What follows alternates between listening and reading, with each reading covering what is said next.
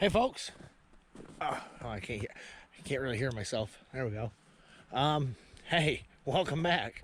We are out here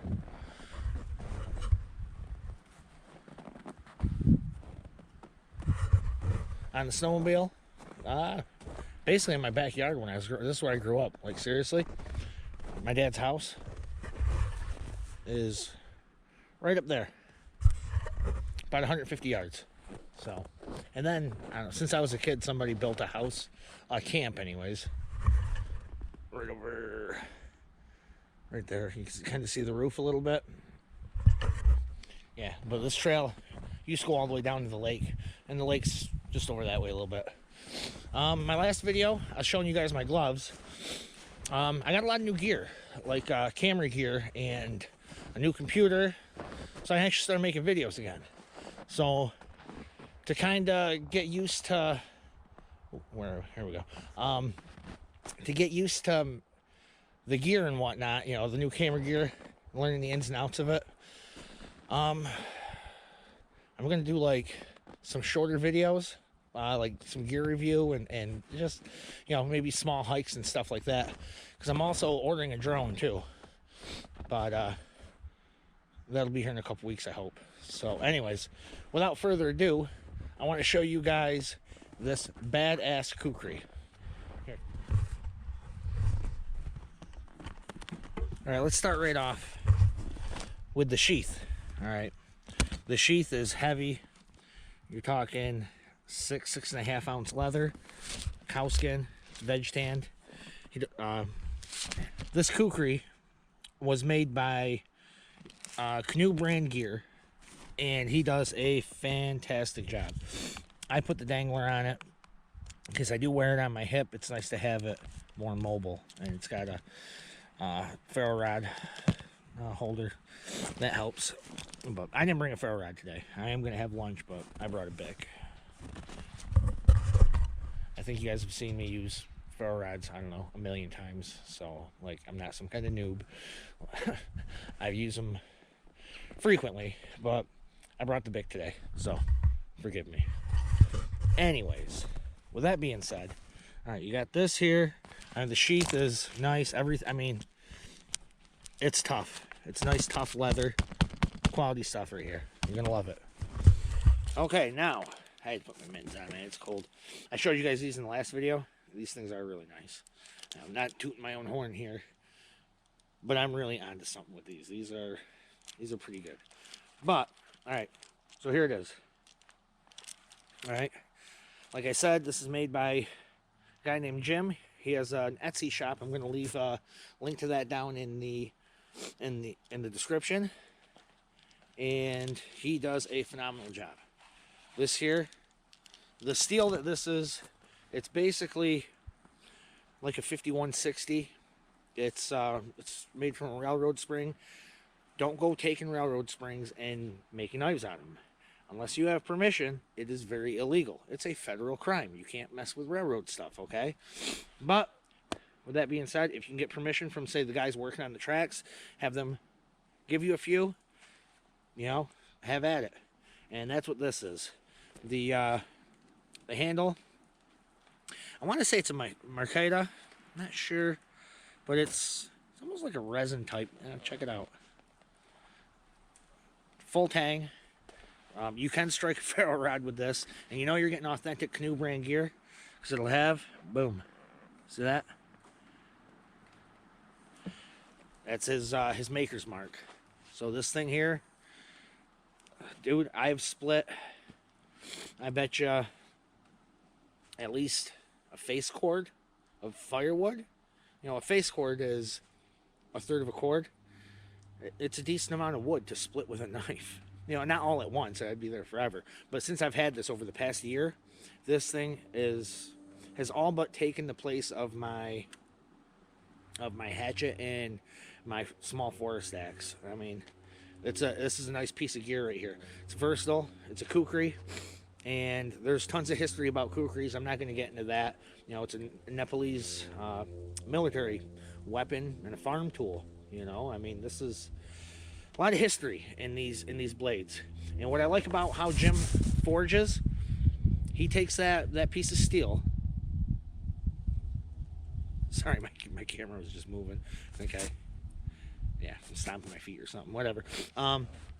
Yeah, anyways, what I like about this is you can get really highly refined, beautifully finished blades from all kinds of makers out there. It seems like everybody and their brother has a forge and they're making stuff. And that's awesome, because I mean there's some people making some really great stuff. Shout out to my cousin over at Mo's Outdoor Adventure. He just got a forge. He's doing some decent work. I don't think he's selling anything. He's not to that point yet. But, you know, he's doing some decent work. He's a good guy. If stop over and check out his channel, Mo's Outdoor Adventure. And he's on Instagram. He's always showing off some cool shit that he has. So, and he does a nice job. But, back to this thing. What I like about Jim and most of his stuff, you see it, you look at it. Okay? You can see the hammer marks. You know, where this thing is hand forged with fire and muscle. That's badass. To take a piece of steel and move that and shape that, heat that son of a gun up, and come out with something, you know, like this. So, I mean, this thing here, all those marks, all those hammer marks, I love that. It shows you that this thing was hammered on. This thing was hammered into shape, forced into a beautiful fucking blade like this. I can't use that. You know, this thing was hammered into shape. You know, I like it. So anyways, review. Well, let's see. When I got it, it was shaving sharp. Okay? It's convex grind. I'm pretty good at sharpening every grind but a convex grind. And I'm not bad at sharpening a convex grind. This thing's still pretty sharp. But my issue is right here. Where it bends this way. I can't ever get that shaving sharp. I can get the rest of it pretty sharp. I'm not going to pull my arms up and shave my arms. It's freaking cold out. You guys have to take my word for it that this thing will shave. But, I mean, it holds an edge great. Like I said, the steel is similar to 5160 spring steel, which Kukris were typically made out of old car springs, right? Old Mercedes. You know, like I said, I don't want to get into all the history of Kukris and all that stuff. There's plenty of videos on that, guys who can do a much better job of explaining it to you than me. But, yeah, no, let's, we can make some feather sticks and split some wood. Maybe hack something down, I don't know. Let's check it out. All right, here's an old half-dead maple.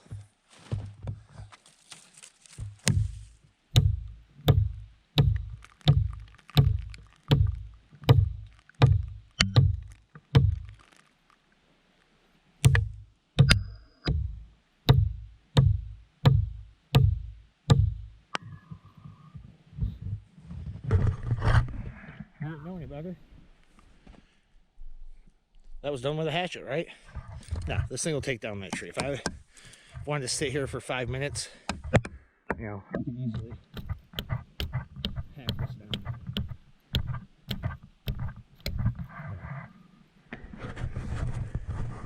And just so you guys know, I'm on private land. If you go out onto state land, don't go around hacking down live trees, especially if you're making YouTube videos, because DEC does watch these videos. I don't know if they watch mine, but they do watch a lot of the videos. DEC is New York's Department of Environmental Conservation. And if you go around on state land, you know, expect a visit from them if you're doing stuff that's illegal and then posting videos. So anyways, yeah, I'm in my backyard. Well, my dad's backyard. So yeah, okay, you can take down a tree with this, no problem.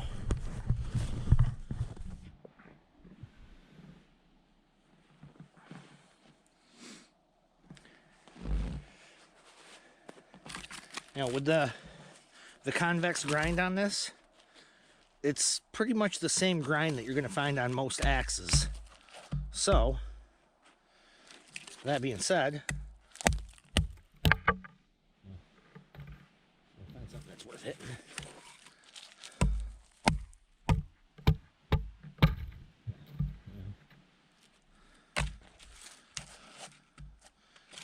This thing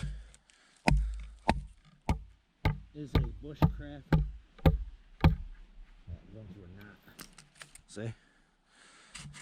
It doesn't help that I'm in the snow. Here, check that out. Nice solid base.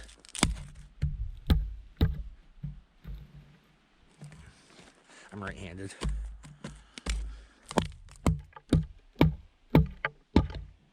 Boom.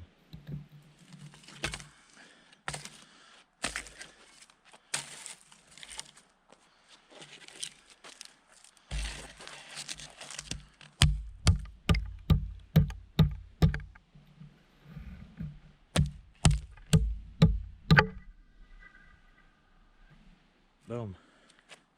This thing's a beast. Let's see. You have to forgive me, my feather sticks. You know, since the last time I made a video, my feather sticks haven't really come very far. But this, yeah, you get some decent curls with this thing.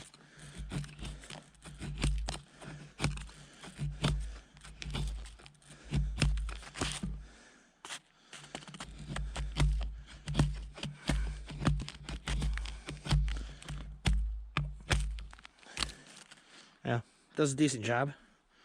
I mean, seriously,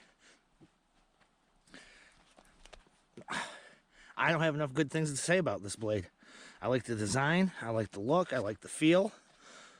This is a phenomenal piece of kit. If you go over and go to Canoe Brand's Etsy shop, I don't know if he has any of these on there. Sometimes he does, sometimes he doesn't. But if you can get him to make one of these, you won't be disappointed. These things are, I mean, I don't know, it's pretty indestructible. You know, here, let's check out the tip.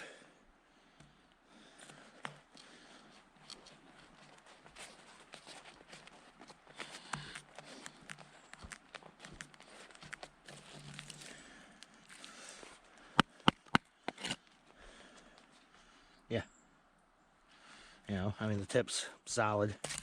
I mean, I've never had an issue with this thing at all. This thing's a beast. So, anyways, that's about all I have to say. The sheath is top notch. It's heavy leather. You're not going to cut through it because this thing's a big, sharp blade. I was never a big knife guy. I always like the small 3 or 4 inch knives just because they're practical. You know, you want to carry stuff in the woods with you that is practical. This thing here, it's a big, heavy chopper. Can I slice an onion with it? Can I slice a tomato? Sure. But I have my Swiss Army knife in my pocket. You know, or I have another belt knife in my pocket. Or, well, not in my pocket, but on my belt. But as far as, like, heavy-duty work, this thing's a workhorse. You get one of these, you won't be disappointed. You can, you know, there's a lot of stuff. This is a versatile tool. So, anyways, with that, I'm gonna make myself something to eat. Enjoy the rest of my day, and you guys have a good one.